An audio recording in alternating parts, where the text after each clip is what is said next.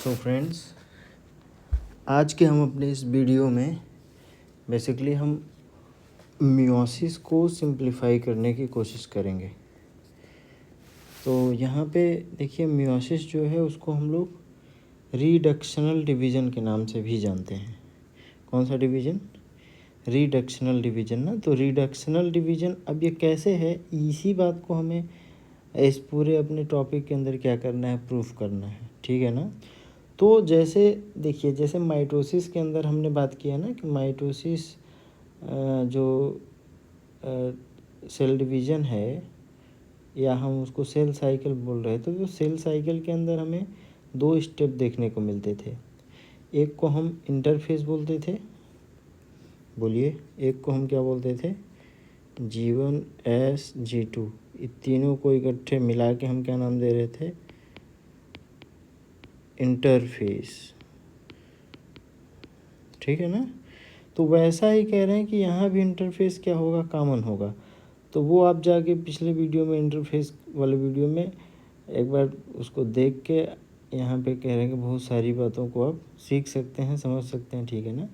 तो वो जो इंटरफेस है वो कॉमन है, मतलब जीवन के अंदर। अब एक बार हम इसको थोड़ा सा हाईलाइट करने की कोशिश करें। जीवन के अंदर बेसिकली कह रहे हैं कि ऑर्गेनेल्स का डुप्लीकेशन।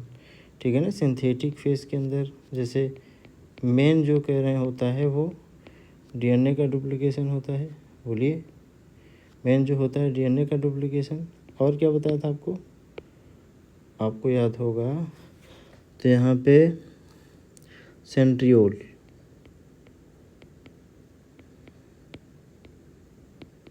सेंट्रियोल का डुप्लीकेशन होता है, और हिस्टोन प्रोटीन।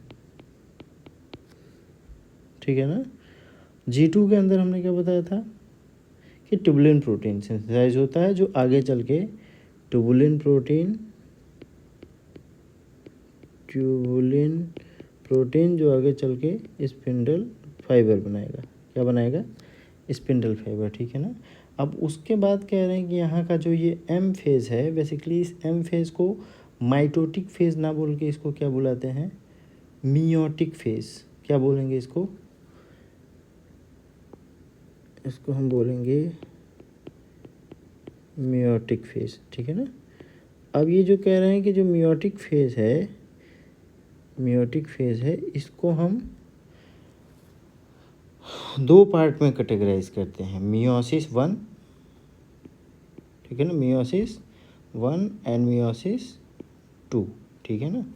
देखिए, तो जैसे कि जीवन के अंदर जो सेल है उसको हम थोड़ी देर के लिए ऐसे बोल रहे हैं ना, जीवन के अंदर ये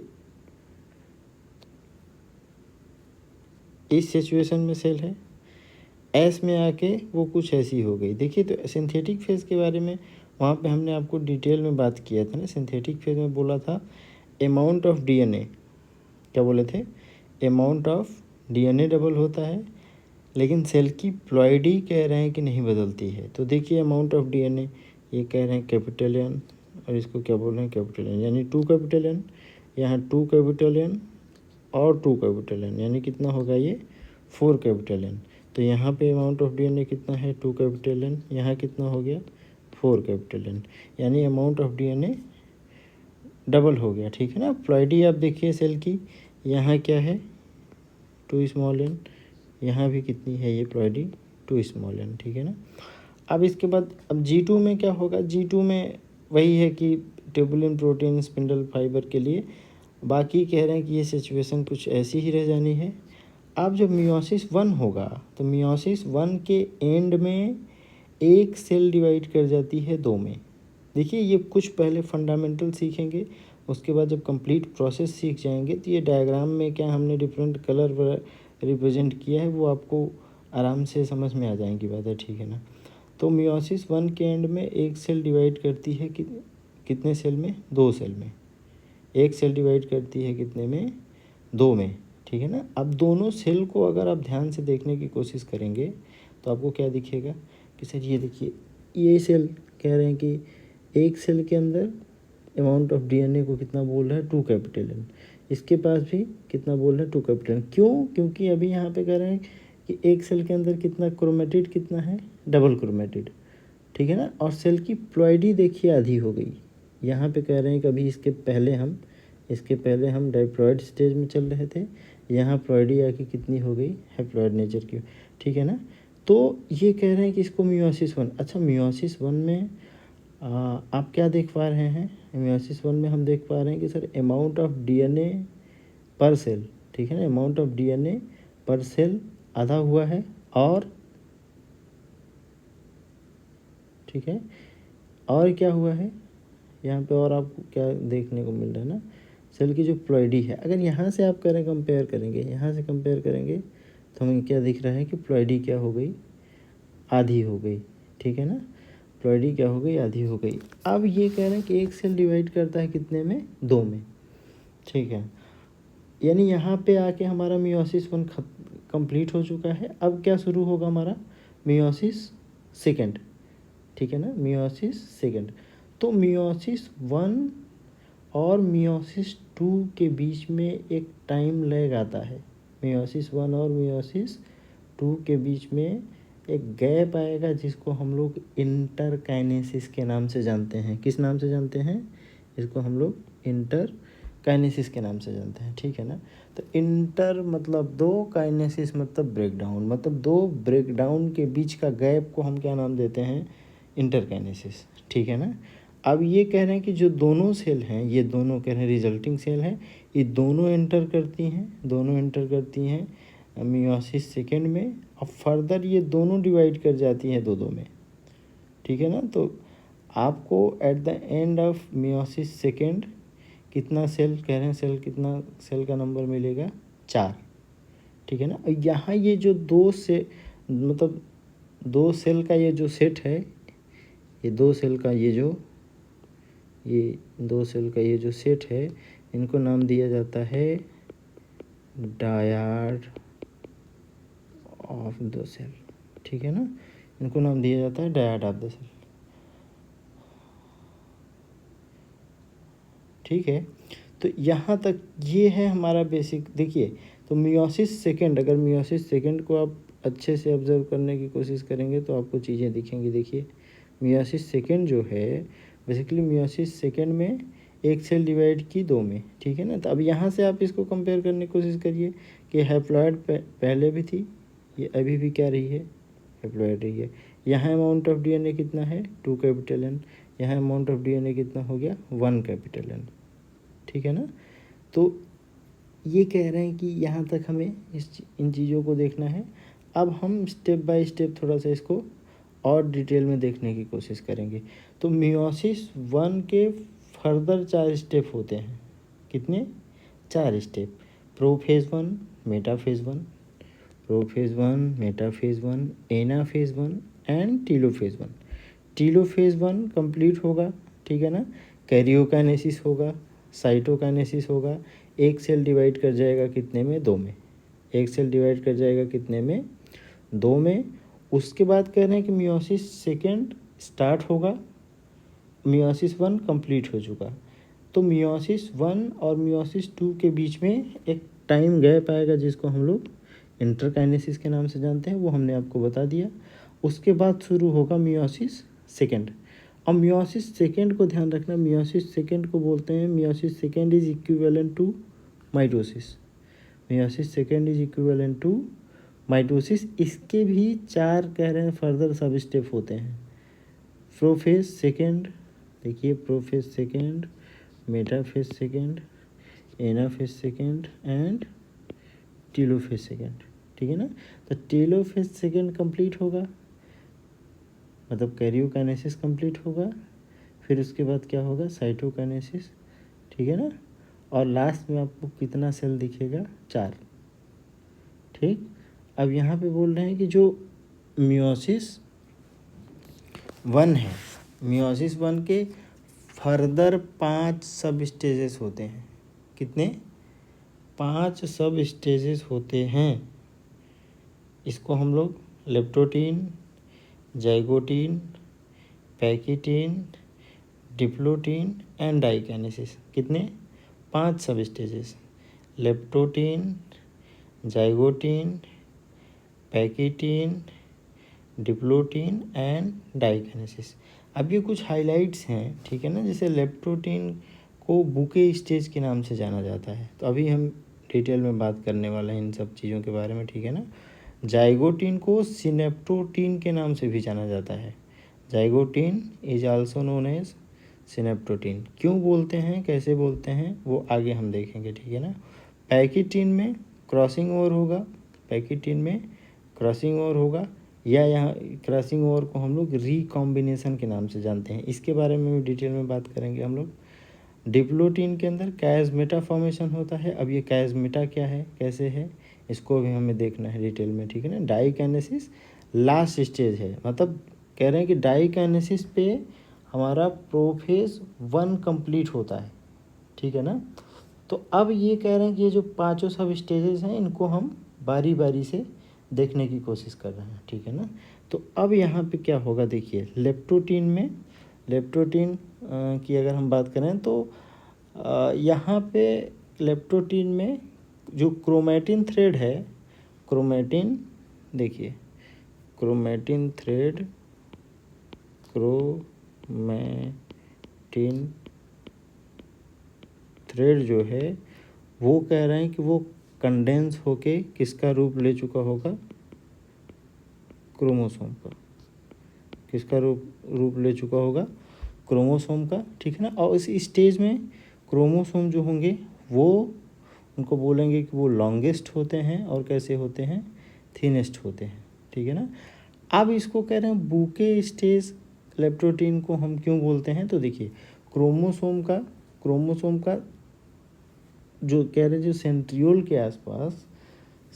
के आसपास क्रोमोसोम का 2 क्लस्टर देखने को मिलता है, ठीक है ना। अब बेसिकली हमें ये बातें पता होनी चाहिए कि जो क्रोमोसोम जो टर्म है, इसको देखिए थोड़ा सा यहाँ पे, क्रोमोसोम को जब आप डाइसेक्ट करेंगे तो इसमें आपको मिलेगा क्रोमा एंड सोमा, ठीक है ना। तो ये जो क्रोमा मतलब होता है कलर एंड सोमा मतलब होता है बॉडी।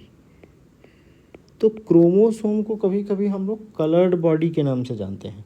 तो आप खुद सोचिए कि अगर कह रहे हैं कलर्ड बॉडी का 2 ढेर, कलर्ड बॉडी का 2 ढेर आपको कह रहे हैं कि देखने को मिलेगा, मतलब क्रोमोसोम का पूरा 2 ढेर मिलता है, और वो कह रहे हैं वो कलर्ड होता है ढेर। तो जब माइक्रोस्कोपिक स्टडी के अंदर इसकी स्टडी की गई, मतलब माइक्रोस्कोपिक स्टडी जब की गई इसकी, तो लोगों को लगा जैसे कि फूल का पूरा गुलदस्ता पड़ा हो, ठीक है ना। और कितने गुलदस्ते रखे हों, 2 गुलदस्ते, ठीक है ना। इसलिए लेप्टोटीन को हम लोग बुके स्टेज के नाम से जानते हैं, ठीक है ना। अब नेक्स्ट है हमारा दूसरा स्टेज, जिसको हम लोग किस नाम से जानते हैं, जाइगोटीन के नाम से। अब जाइगोटीन में क्या ध्यान में रखना है कि zygotene is also known as synaptotene. देखिए तो जाइगोटीन में या जाइगोटीन से एसोसिएटेड कुछ इन्फॉर्मेशन यहाँ पे हम लोग ध्यान देने की कोशिश कर रहे हैं। जैसे यहाँ पे क्या होता है, पेयरिंग ऑफ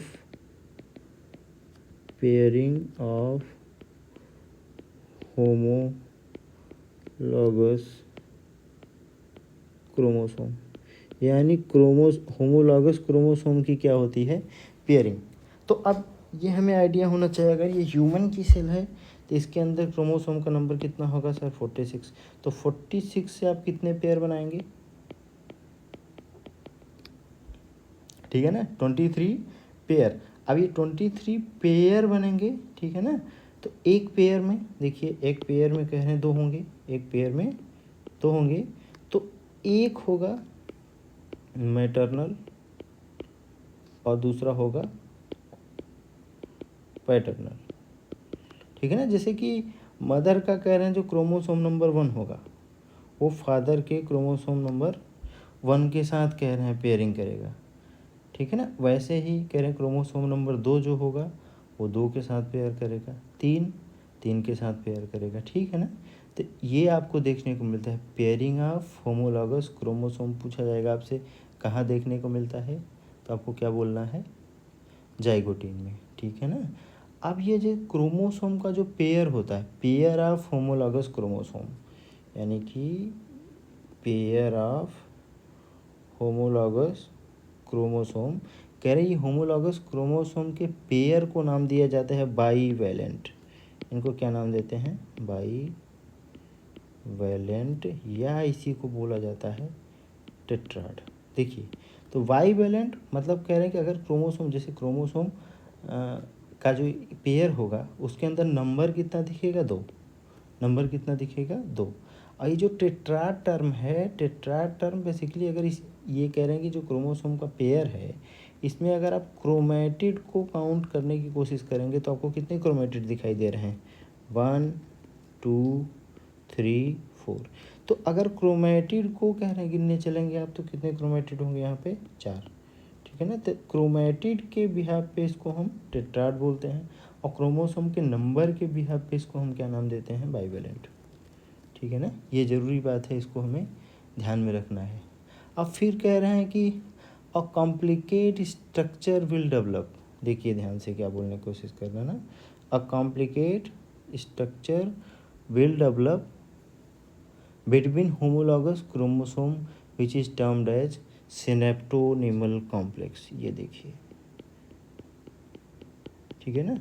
ये कह रहे हैं कॉम्प्लिकेट स्ट्रक्चर बनता है दोनों क्रोमोसोम के बीच में, जिसको हम लोग किस नाम से जानते हैं? इसको हम कैसे पढ़ेंगे? सिनेप्टोनिमल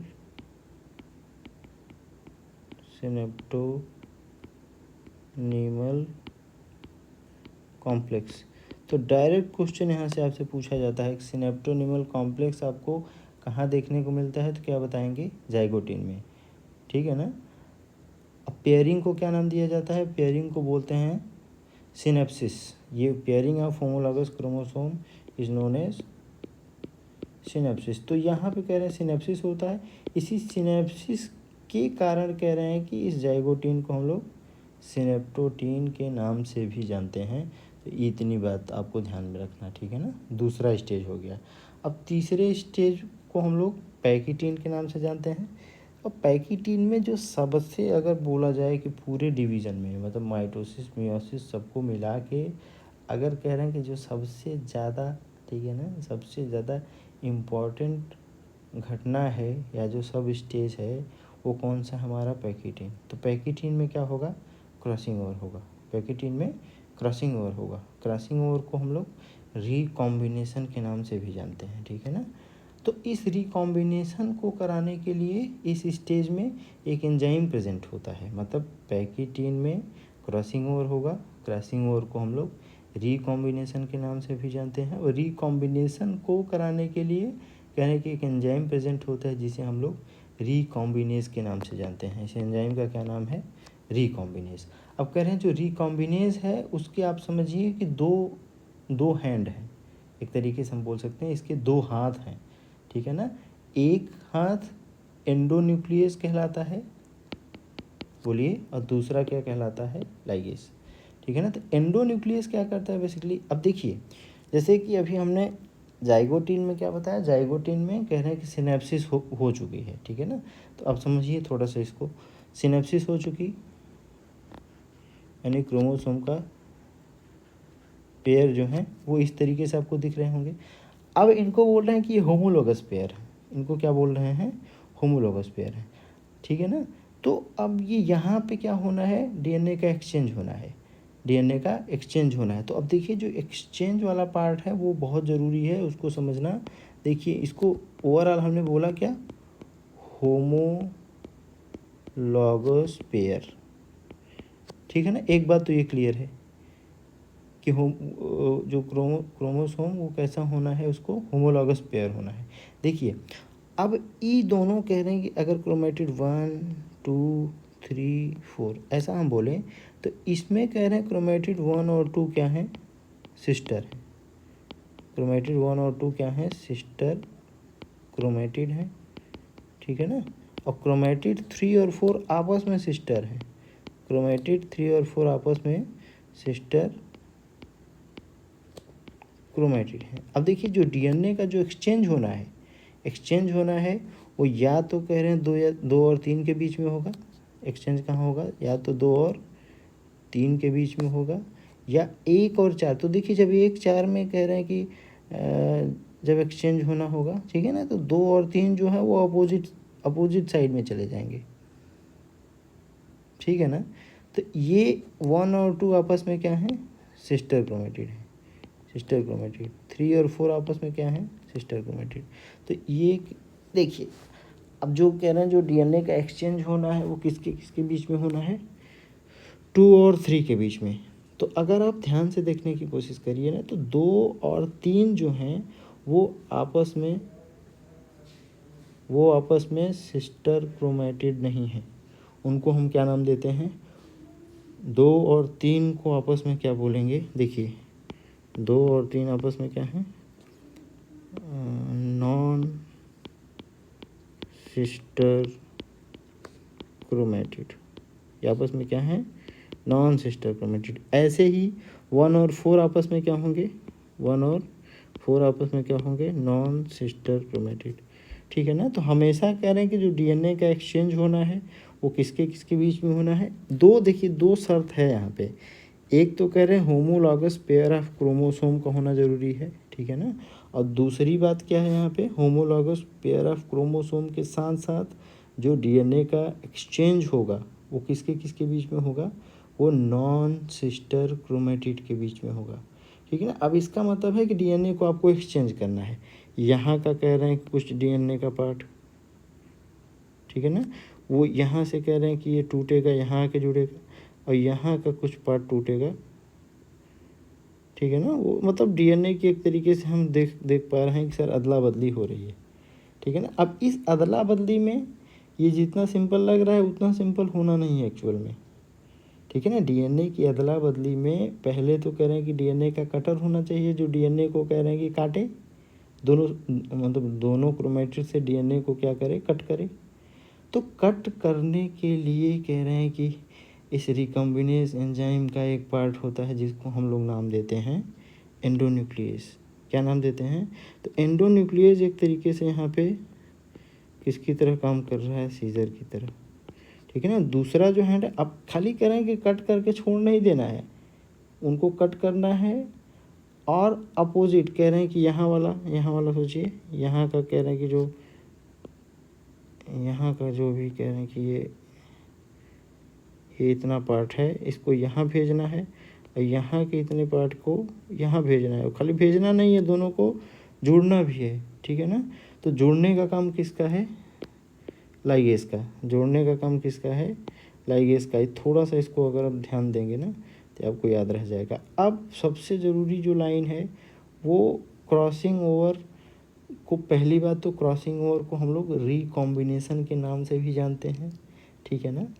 क्रॉसिंग ओवर को हम लोग रिकॉम्बिनेशन के नाम से भी जानते हैं। अब क्रॉसिंग ओवर का जो डेफिनेशन होगा तो ऐसे हम बोल सकते हैं। अब देखिए कि डीएनए का, पहली बात करें डीएनए का एक्सचेंज होगा, ठीक है ना। चलिए ठीक है, मान लिए सर।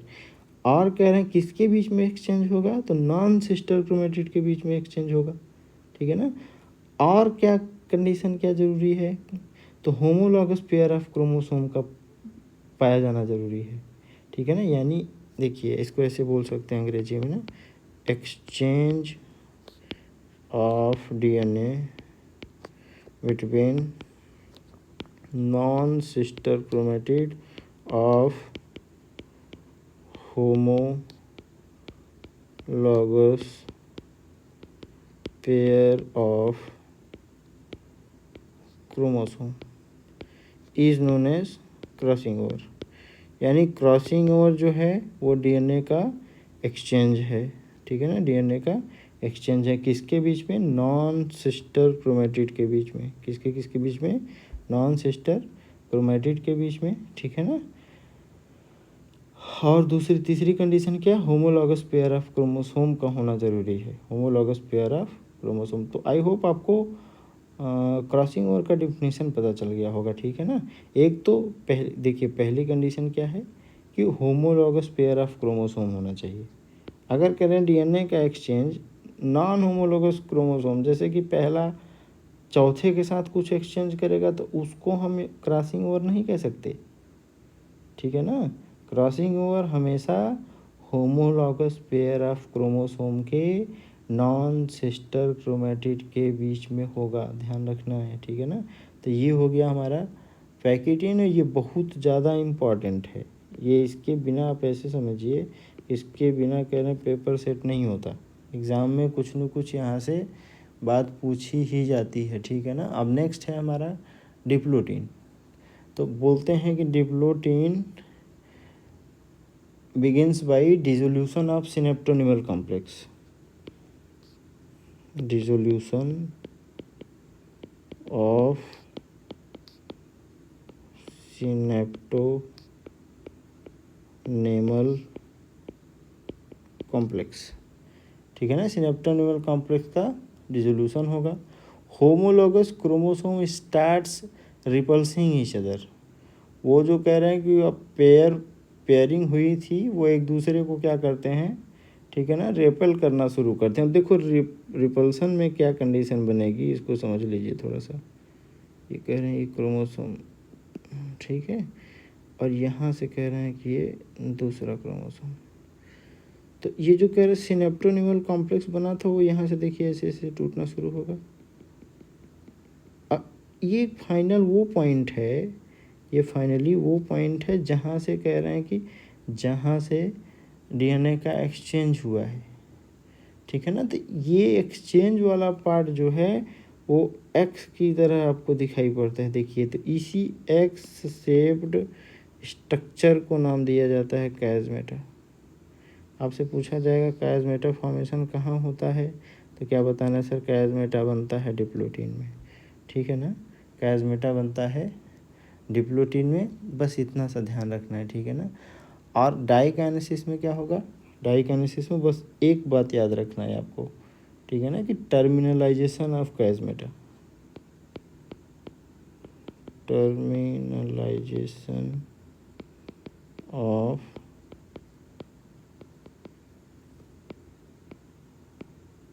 कैज़मेटा, कैज़मेटा का क्या होगा, टर्मिनलाइजेशन होगा। अच्छा देखिए, अभी हम कहाँ चल रहे हैं, अभी हम प्रोफेज़ 1 में ही चल रहे हैं, ठीक है ना। तो ये प्रोफेज़ 1 कंप्लीट हो रहा होगा। उधर कह रहे हैं सेंट्रियोल, जो सेंट्रियोल सिंथेटिक फेज में डुप्लीकेट किया होगा वो अपोजिट पोल पे चला जाएगा। न्यूक्लियर मेम्ब्रेन और न्यूक्लियोलस कह रहे हैं गायब हो जाएंगे, ठीक है ना। तो ये सब बात हमने उधर भी माइटोसिस में भी बहुत अच्छे से एक एक बात कवर किया है। अब मेटाफेज में क्या होगा, देखिए मेटाफेज 1 में क्या होगा, ठीक है ना। तो मेटाफेज 1 में कह रहे हैं ये जो बाईवैलेंट थे, मतलब homologous pair of chromosome bivalent arranged on equator, bivalent arranged on bivalent arranged on equator. ये कहाँ पे कह रहे हैं, कहाँ पे अरेंज होते हैं, इक्वेटर पे। और इनके अरेंजमेंट को नाम दिया जाता है कांग्रेशन, इनके अरेंजमेंट को क्या नाम दिया जाता है, कांग्रेशन। तो आपसे पूछा जाएगा कांग्रेशन कहाँ देखने को मिलता है, ठीक है ना। कांग्रेशन का मतलब होता है चीज़ों का इकट्ठा होना, चीज़ों का इकट्ठा होना, ठीक है ना। अब नेक्स्ट बात क्या ध्यान में रखना है कि मेटाफेज 1 में, ठीक है ना, मेटाफेज 1 में देखिए ऐसा कुछ सिचुएशन बनेगा। ये मान लेते हैं पहला पेयर, ये दूसरा, ऐसे ऐसे कितने पेयर बनेंगे, 23 पेयर, ठीक है ना। 23 पेयर होंगे। ये रहा काइनेटोकोर, ये रहा काइनेटोकोर, ये रहा काइनेटोकोर, ये रहा। हमारा जो सेंट्रियोल है वो अपोजिट पोल पे होगा, वैसे सेंट्रियोल देखिए बाइंड करेगा, ठीक है ना। सेंट्रियोल ने क्या किया, बाइंड कर लिया। अब सेंट्रियोल देखिए, सेंट्रियोल ये रहा होगा इसका सेंट्रोमियर, ये सेंट्रोमियर, ये सेंट्रोमियर, ये सेंट्रोमियर, ये क्या है, ये काइनेटोकोर, ये क्या है काइनेटोकोर, ये क्या है काइनेटोकोर, ये है काइनेटोकोर, ठीक है ना। ये रहा सेंट्रियोल, ठीक है ना। तो ये अरेंजमेंट आपको देखने को कहाँ मिलेगा, मेटाफेज वन में। ये अरेंजमेंट आपको कहाँ देखने को मिलेगा, मतलब होमोलॉगस पेयर ऑफ क्रोमोसोम या बाइवेलेंट कह रहे हैं कि एक तो ये कौन सी लाइन होगी, ये कौन सी लाइन होगी, इक्वेटोरियल लाइन, ठीक है ना। इक्वेटर पे अरेंज हो गए और स्पिंडल फाइबर आके अटैच हो गया। अब आप याद करिए कि G2 फेज में ट्यूबुलिन प्रोटीन बना था, वो ट्यूबुलिन प्रोटीन अब यहाँ पे किस में कन्वर्ट हो चुका होगा, ठीक है ना, स्पिंडल फाइबर बना दिया होगा, स्पिंडल फाइबर अटैच हो गए, ठीक है ना। अब नेक्स्ट स्टेज आता है एनाफेज वन। एनाफेज वन में वही बोल रहे हैं कि अब ये जो स्पिंडल फाइबर हैं उनके अंदर कंट्रैक्शन शुरू होगा, ठीक है ना, उनके अंदर कंट्रैक्शन शुरू होगा। Shortening of chromosomal fibre, homologous chromosome segregate from each other. देखिए क्योंकि क्रोमोसोम, देखिए ध्यान से ना, क्रोमोसोम एक ही एंड से कह रहे हैं बाइंड किया हुआ है, ठीक है ना। तो जैसे हम थोड़ी देर के लिए मान लें कि ये पूरा इधर साइड में जो भी 23 होंगे, इधर साइड के जो 23 होंगे वो एक साइड में पूरा चल देंगे, और इधर साइड के अपोजिट साइड के जो 23 होंगे, इधर साइड के जो 23 होंगे वो अपोजिट डायरेक्शन में मूव करना शुरू करेंगे, ठीक है ना। तो हम इसको बोलते हैं कि होमोलॉगस क्रोमोसोम क्या हो रहे हैं, सेपरेट हो रहे हैं। तो ये आपसे पूछा जाएगा कभी कभी कि सेपरेशन और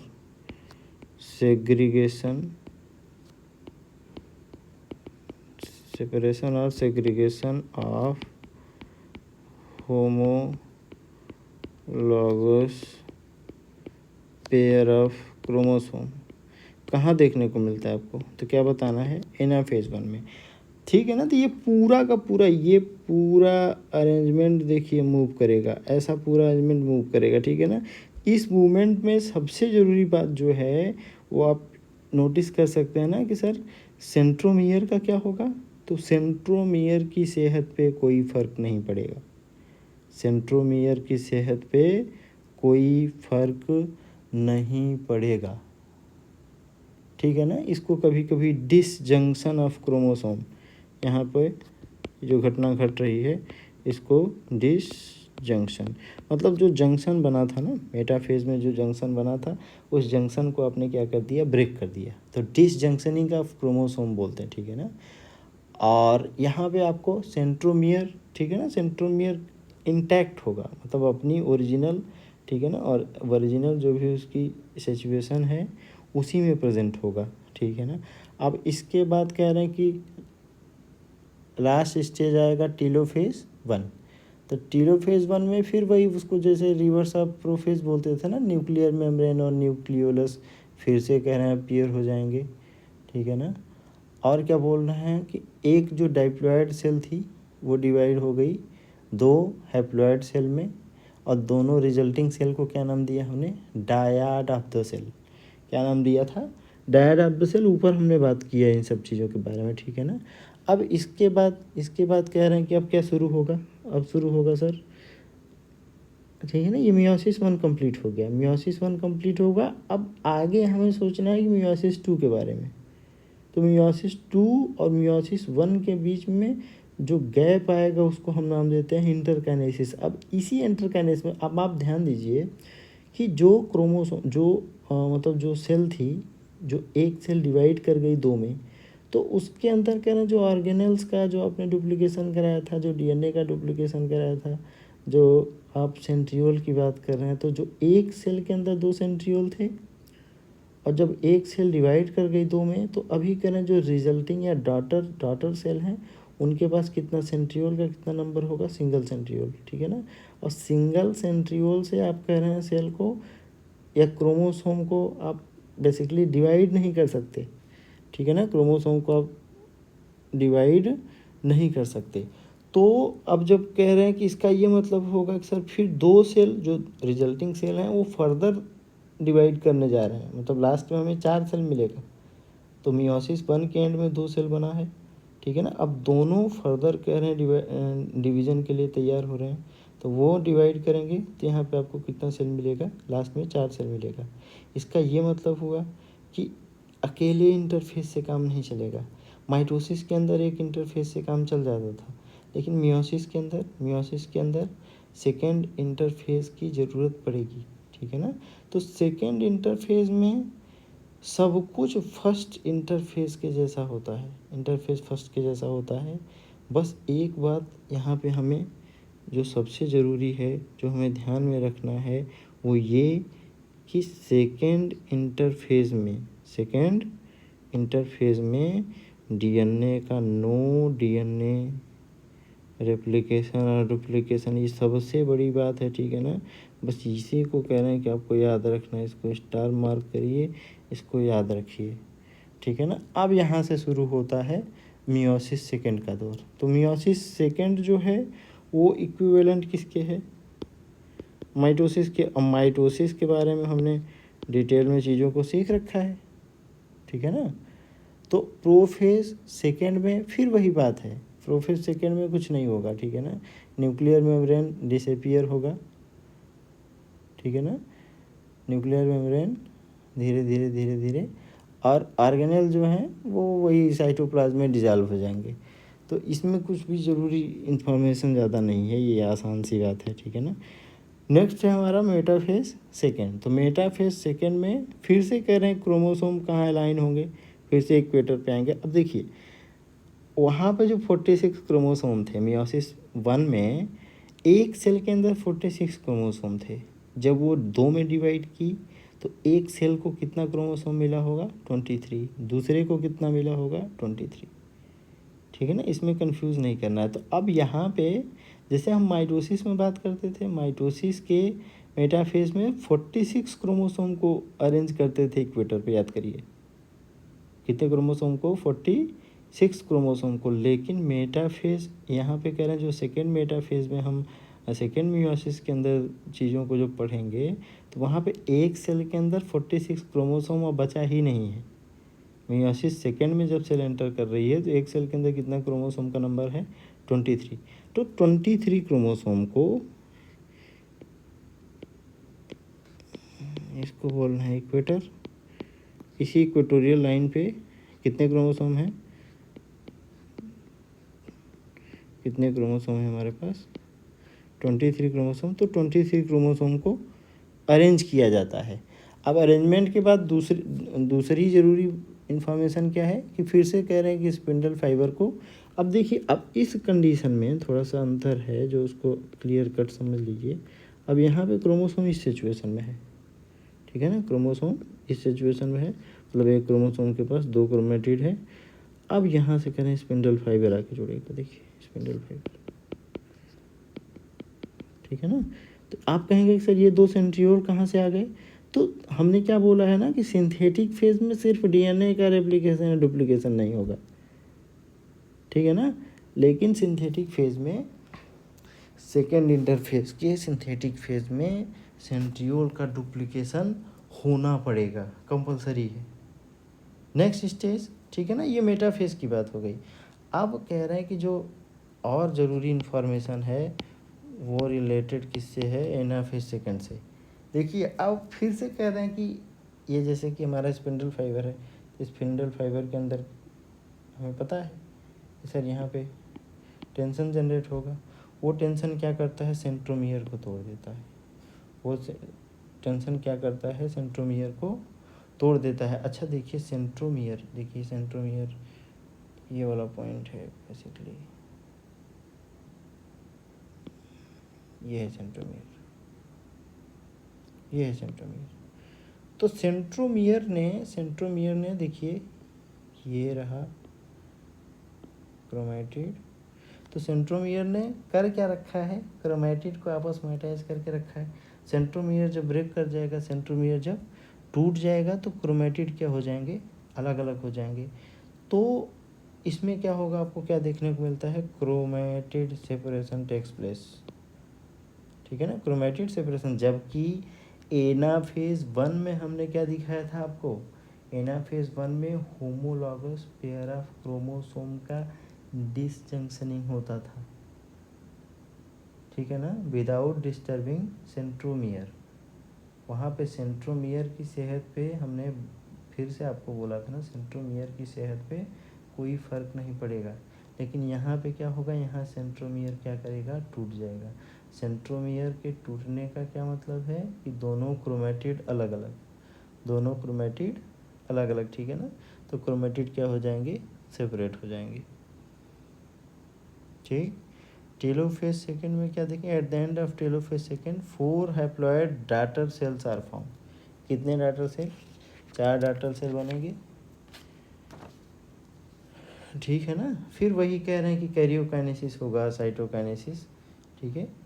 तो 4 डॉटर सेल को यहाँ पे हम लोग किस नाम से जानते हैं, बोलिए किस नाम से जानते हैं, टेट्राड के नाम से जानते हैं, ठीक है ना। अब अगर आपको स्टार्टिंग में ये याद हो तो ये वाला डायग्राम हमारा ना,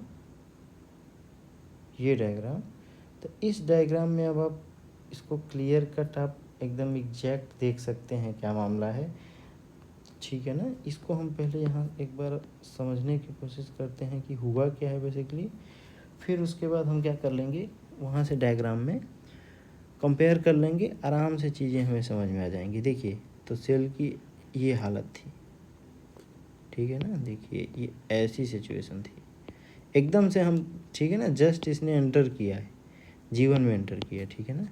सिंथेटिक फेज में आई होगी तो इसकी हालत ऐसी कुछ हो गई होगी, मान रहे हो, सिंथेटिक फेज में आके ऐसा कुछ हो गया सिंथेटिक फेज। उसके बाद G2 में हमें पता है, G2 में ठीक है sir, turbulent protein, spindle fibre, कुछ वो कोई बड़ी बात नहीं है। अब इसके बाद क्या होगा हमारा, मियोसिस 1। तो हमने क्या देखा, मियोसिस 1 में, मियोसिस 1 के एंड में एक सेल डिवाइड की कितने में, 2 में, बोलिए एक सेल डिवाइड की कितने में, 2 में। ऐसे देखिए इसको,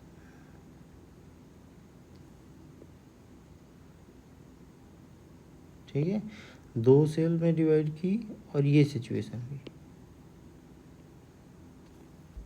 ठीक है। तो अगर इसको हम 2 स्मॉल एन 2 कैपिटल एन बोल रहे थे, इसको क्या बोलें, 2 स्मॉल एन 4 कैपिटल एन बोले, ठीक है ना।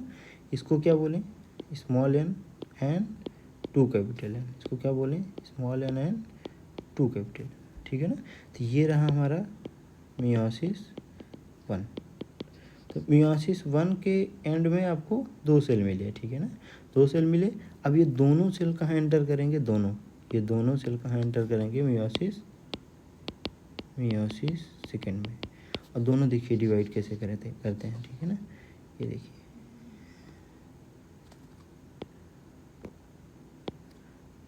ठीक, यहाँ से कह रहे हैं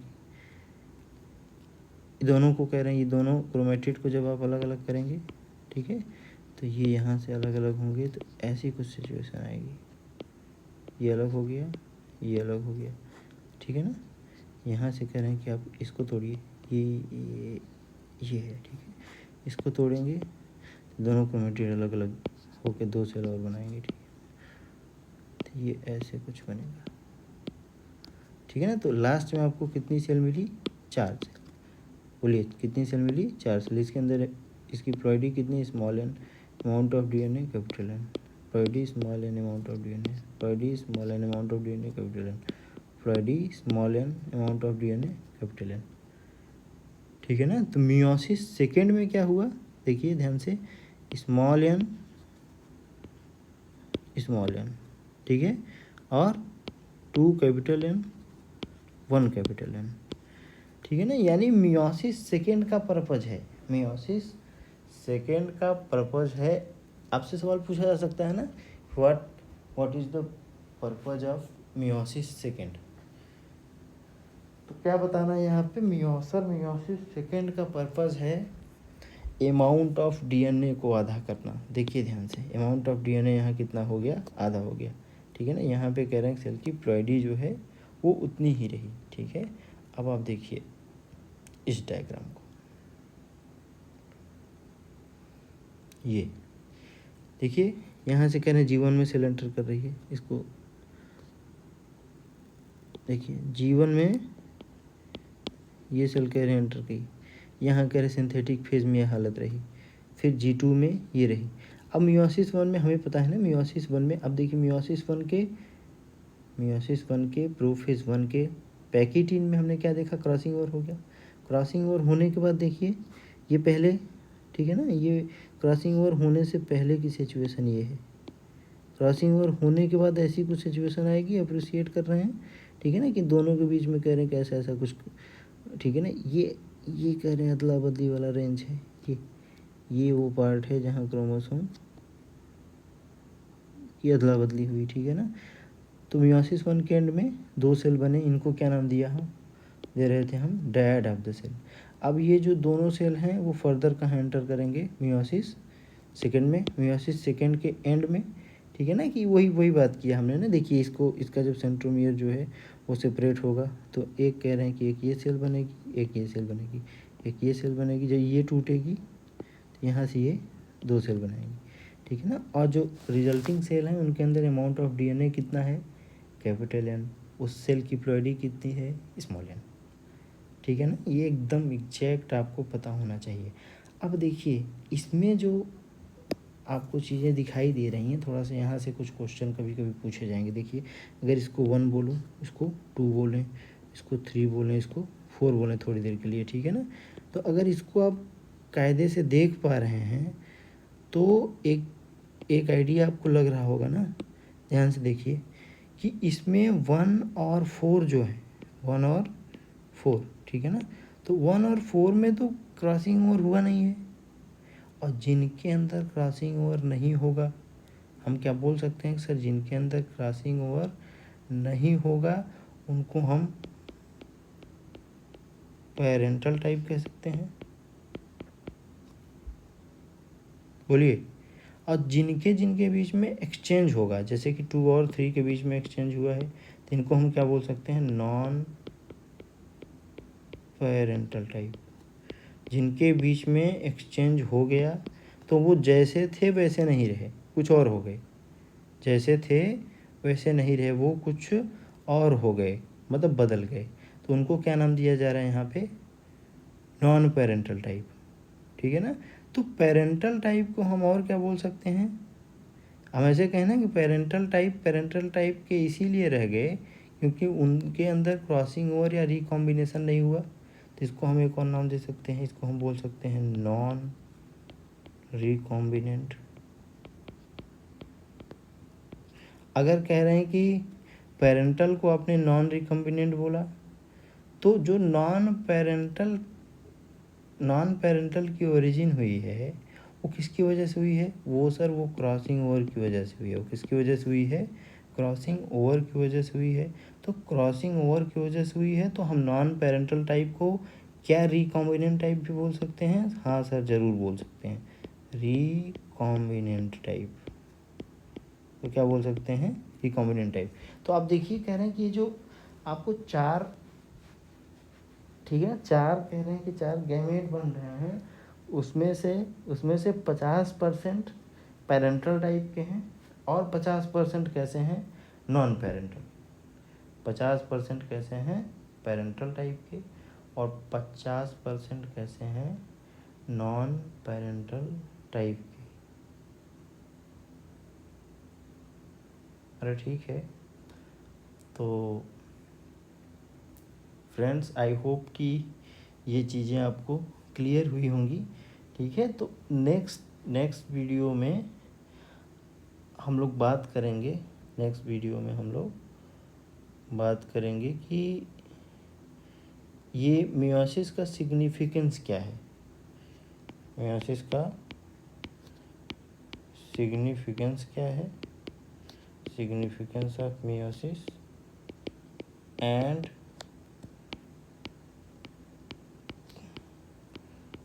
comparative study between mitosis and meiosis, ठीक है ना। इन दोनों चीज़ों के बारे में ये ज़रूरी है थोड़ा सा। और वहाँ से जब हम सिग्निफिकेंस की बात करेंगे तो फिर थोड़ा सा हम बताने की कोशिश करेंगे कि ये कैसे गैमेटोजेनेसिस में इम्पॉर्टेंट रोल प्ले करते हैं, ठीक है ना। अब गैमेटोजेनेसिस में जब आप जाएंगे तो यहाँ पे आपको समझ में आएगा कि स्पर्मेटोजेनेसिस में इनका क्या रोल है।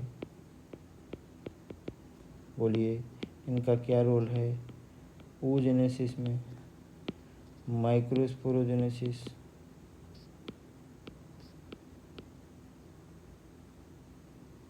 माइक्रोस्पोरोजेनेसिस, ठीक है ना, and mega sporogenesis. Thank you so much.